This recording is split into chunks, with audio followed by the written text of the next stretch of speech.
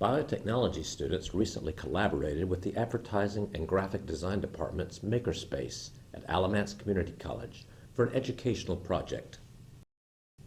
The concept for ACC's Makerspace Lab is to serve as a hub for innovation and collaboration among all students, faculty, and staff. Biotechnology students created virtual models of proteins on computers under the guidance of Eric Perel, Department Head for Advertising and Graphic Design, and a member of North Carolina Educational Makerspaces.